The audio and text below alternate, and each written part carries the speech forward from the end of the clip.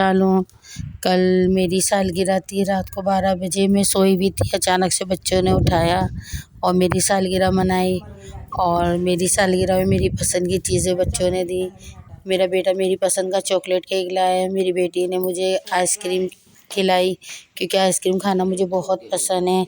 और एक बेटी ने मुझे डेयरी मिल्क चॉकलेट दी, वो भी मुझे पसंद है। और मेरी बहू ने मुझे चप्पल ला के दी, जैसी चप्पल मुझे पसंद है। एक बेटी ने लेस और cold drink the orange colour की, क्योंकि मैं ऑरेंज फ्लेवर बहुत पसंद करती हूँ। तो मैंने सोचा आप सब भी अब मेरी फैमिली है, मैं आप लोगों को भी अपनी सालगिरह दिखाऊँ।